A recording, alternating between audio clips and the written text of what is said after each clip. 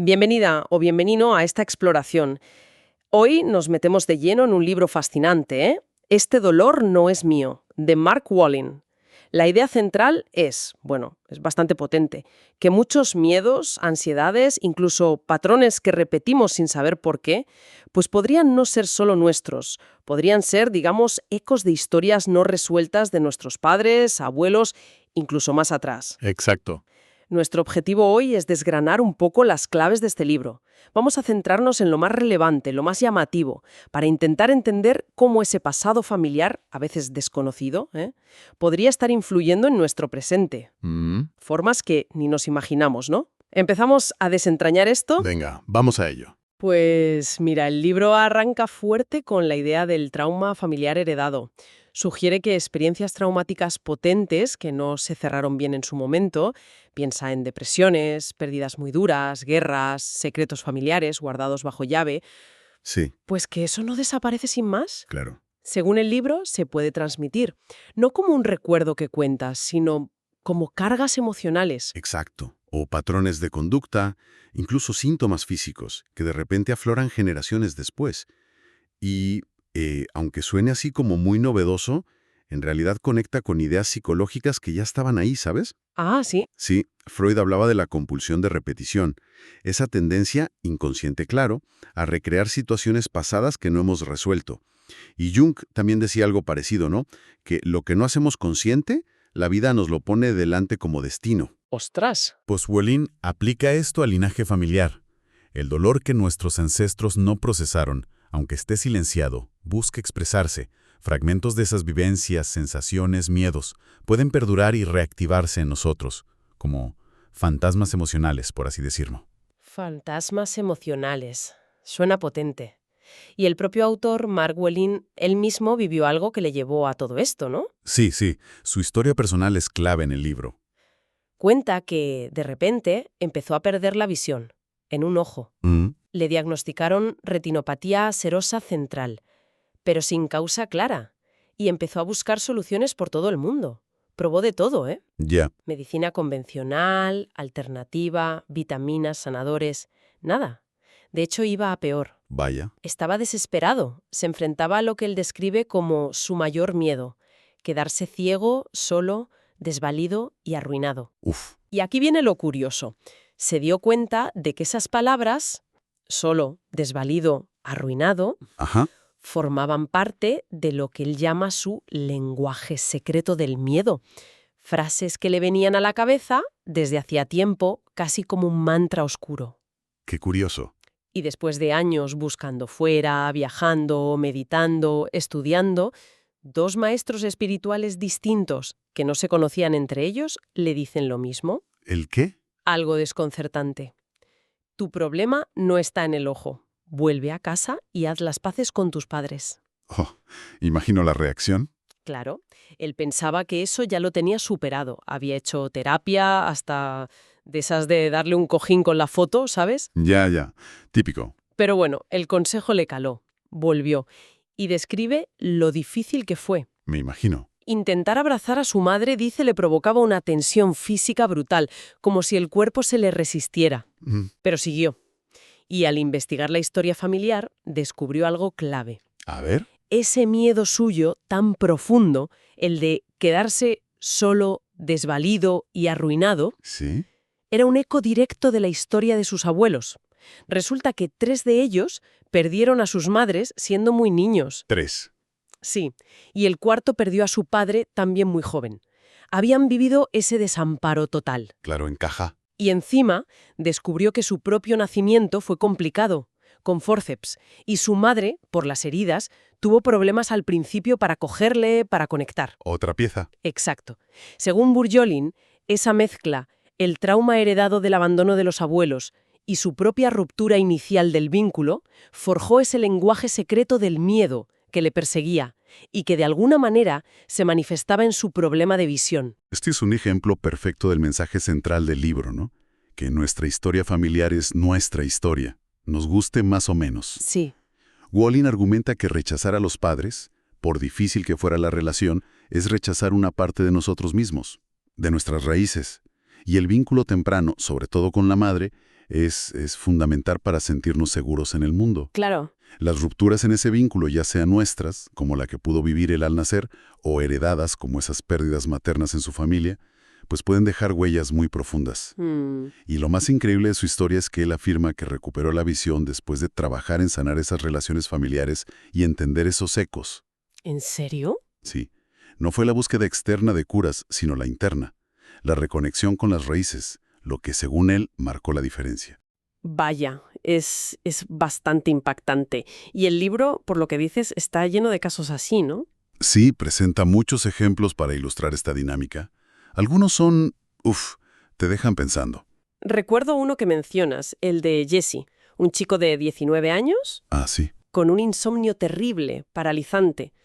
Pero lo raro era que justo antes empezó a sentir un frío por dentro, un frío helador. Exacto, helado, decía él. Y rascando en la historia familiar, ¿qué descubrió? Pues la existencia de un tío, Colin, del que nadie hablaba. Ajá. Este tío había muerto congelado, precisamente a los 19 años.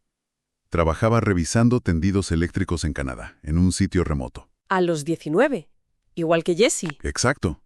La interpretación del libro es que Jesse estaba reviviendo, inconscientemente, el terror de su tío a quedarse dormido. Porque para Colin, claro, dormirse significó morir congelado. Qué fuerte. Es que te pone los pelos de punta. Y el de Gretchen también me dejó. El de Gretchen es tremendo, sí. Una mujer con depresión muy profunda y pensamientos suicidas muy específicos. Decía que quería evaporarse o incinerarse en un alto horno. Unas palabras muy visuales, muy concretas. Sí, nada ambiguas. Y al mirar atrás en la familia, Resultó que su abuela era judía polaca. Había conseguido emigrar justo antes de la guerra, pero toda su familia, padres, hermanos, murieron en los hornos crematorios de Auschwitz. madre mía, La abuela se convirtió al catolicismo en América, y ese pasado era un tabú absoluto. Nadie hablaba de ello. claro. El lenguaje tan particular de Gretchen, según Bolin, era un eco directo, casi literal, de ese trauma terrible y silenciado de su abuela. Es casi difícil de creer, ¿no? Desde una perspectiva psicológica más tradicional. Se choca un poco al principio, pero aquí es donde el libro introduce otro pilar fundamental, la ciencia emergente de la epigenética. Ah, la epigenética. Suena mucho últimamente. Sí, y está empezando a darnos pistas, un posible mapa biológico de cómo estos ecos podrían viajar entre generaciones. Explícanos un poco qué es eso de la epigenética. Pues, a ver, de forma sencilla, estudia cómo que las experiencias que vivimos, sobre todo las muy intensas, estresantes o traumáticas, pueden modificar la función de nuestros genes. ¿Modificar los genes? Sí, no la secuencia de ADN en sí, eso no cambia, sino cómo se expresan esos genes. Imagina que el ADN es el libro de instrucciones. La epigenética serían como las notas al margen o los subrayados, que indican qué partes leer en voz alta y cuáles saltarse. Vale. Menos del 2% de nuestro ADN codifica rasgos físicos como el color de ojos. El otro 98%, que antes llamaban ADN basura. Sí, me suena. Ahora se sabe que es crucial para regular qué genes se activan y cuándo. La epigenética sugiere que las experiencias fuertes pueden dejar marcas químicas en ese sistema regulador. Y lo revolucionario que plantea el libro basándose en esto es que esas marcas podrían no solo afectar a quien vive la experiencia, sino transmitirse a través de los óvulos y espermatozoides a los hijos. O sea, que heredaríamos no solo los genes, sino también parte de cómo se leen esos genes, influidos por la vida de nuestros padres o abuelos. Exacto. Es como si coescribiéramos esas notas al margen en el libro genético, influyendo en el mapa emocional y de comportamiento de la siguiente generación. Suena a ciencia ficción casi. Pero hay estudios reales sobre esto. Sí.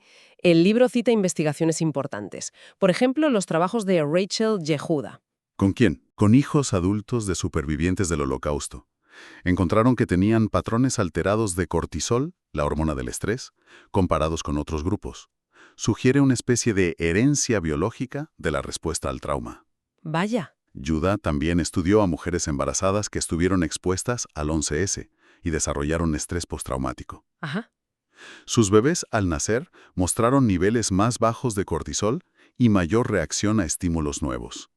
Cambios medibles que apuntan a una transmisión del estrés de la madre al feto. Increíble. Y no solo en humanos, Cita estudios en animales que son muy claros. Si separas a crías de rata de sus madres muy pronto, un estrés enorme para ellas, eso deja marcas epigenéticas. Lo sorprendente es que esas marcas se encuentran también en sus óvulos y esperma. Y sus descendientes, aunque no sufran esa separación, muestran cambios en su comportamiento y respuesta al estrés. Es como si el estrés se pasara de una generación a otra. Algo así. Incluso menciona observaciones en sitios como Ruanda. Psiquiatras han visto que jóvenes nacidos después del genocidio de 1994 presentan síntomas de estrés postraumático muy parecidos a los de quienes sí lo vivieron. Aunque ellos no lo vivieron directamente. Exacto. Lo llaman un contagio del subconsciente colectivo. Todo esto apunta a que el trauma no necesita ser contado para transmitirse. Puede viajar por vías biológicas, emocionales, más subterráneas, digamos. Vale, entonces, si estos ecos viajan de forma tan sutil, tan inconsciente, ¿cómo podemos darnos cuenta? ¿Cómo identificarlos en nosotros? Buena pregunta. Y aquí entra otro concepto clave del libro, el lenguaje nuclear. Lenguaje nuclear. ¿A qué se refiere? Walling argumenta que cuando un trauma es demasiado bestia, demasiado doloroso para procesarlo y contarlo como una historia coherente, la memoria se fragmenta. Se rompe en pedazos. Eso es.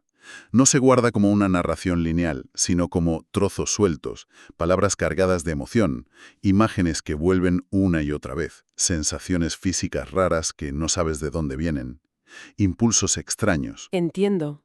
La memoria traumática, como dice la neurociencia, a menudo no es declarativa, la que podemos contar, sino no declarativa, la que se expresa en el cuerpo, en las emociones, en los actos. El lenguaje nuclear, según Walling, es justo eso, el conjunto de esas pistas fragmentadas.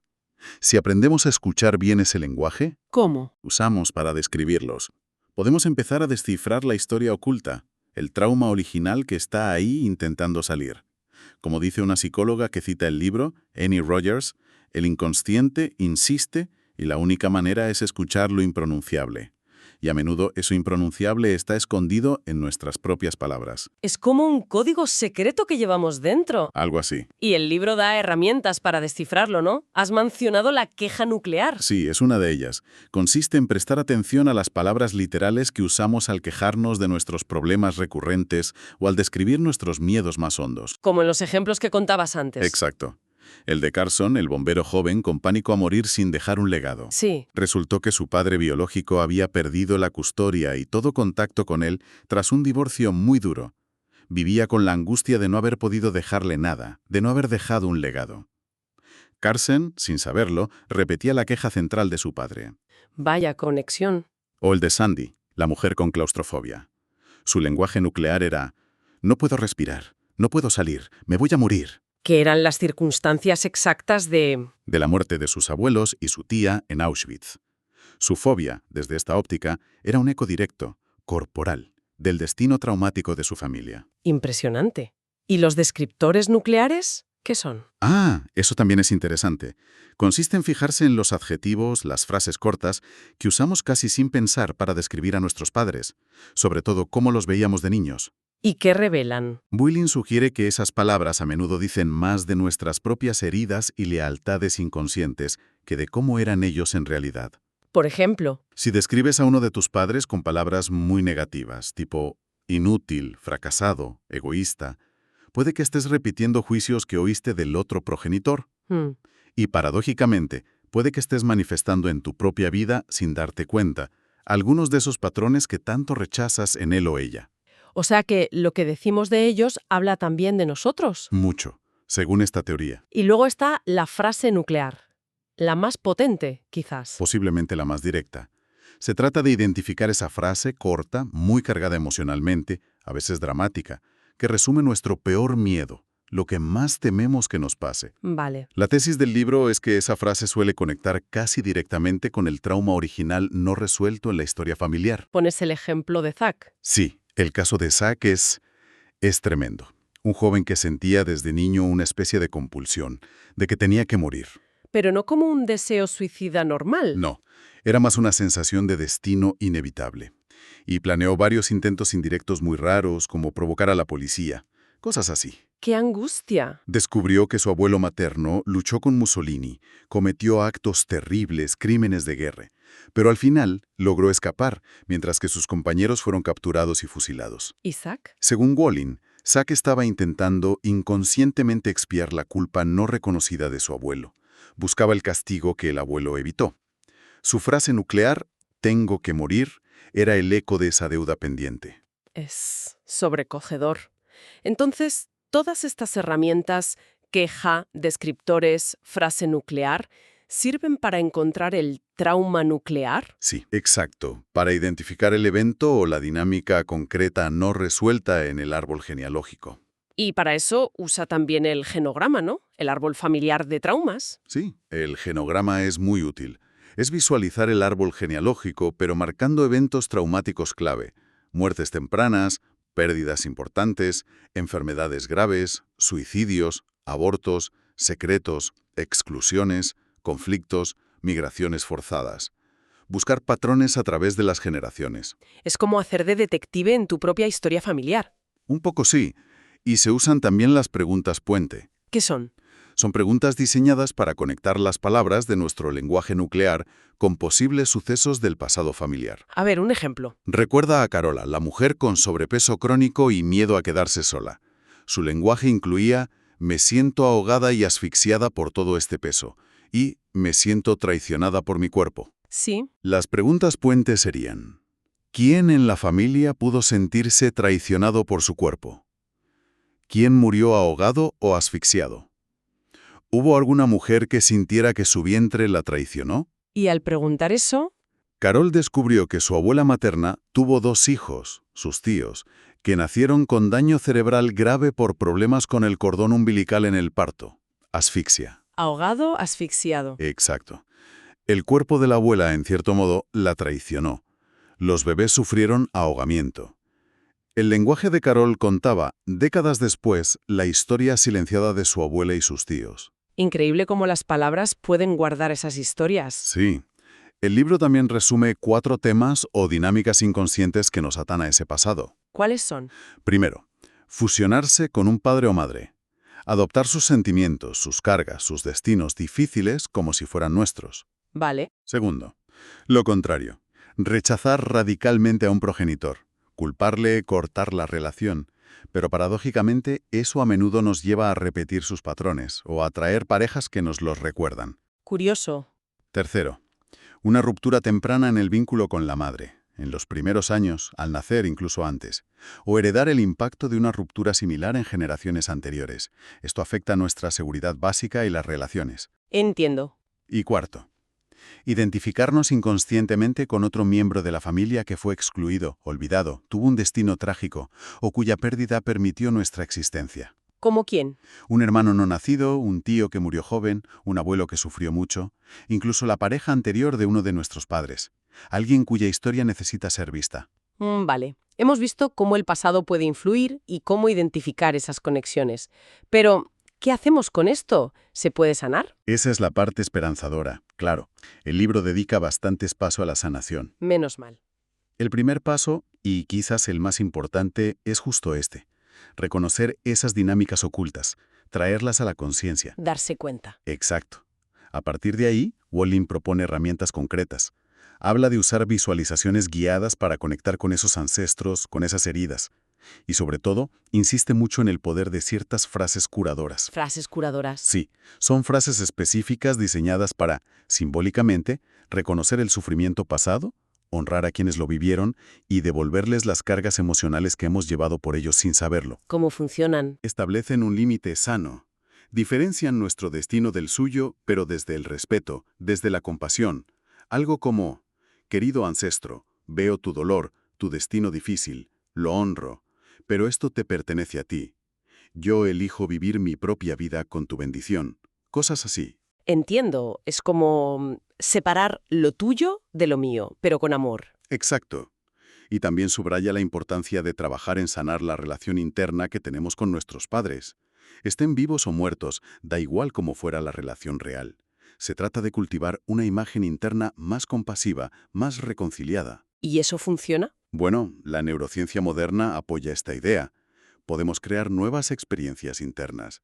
Al practicar nuevas formas de pensar, de sentir, al generar nuevas imágenes internas de conexión, de resolución, podemos literalmente crear nuevas vías neuronales en el cerebro. O sea que podemos cambiar nuestro cerebro con esto. Podemos cambiar nuestra respuesta fisiológica al estrés y, en esencia, ayudarnos a reescribir parte de ese mapa emocional heredado. Entonces, ¿cuál dirías que es la clave de todo esto para quien nos escucha? La relevancia práctica. Yo creo que es enorme. Ofrece una perspectiva diferente para entender patrones que se repiten y nos frustran. Sí, Ansiedades o miedos que parecen salir de la nada. Dificultades en relaciones que no sabemos cómo arreglar mirando solo nuestra vida. cierto. No se trata de buscar culpables en el pasado, no, ni de usarlo como excusa. Para nada. Se trata más bien de ampliar la mirada, de comprender que somos parte de un sistema familiar más grande y que las historias no resueltas de ese sistema pueden estar jugando un papel invisible en nuestro presente. Y entender eso puede ser liberador. Muy liberador. Puede dar sentido a luchas que parecían absurdas y abrir nuevas puertas para sanar y para vivir una vida más nuestra, más plena. Pues resumiendo mucho, este dolor no es mío nos invita a mirar más allá de nuestra propia biografía para entender ciertos sufrimientos.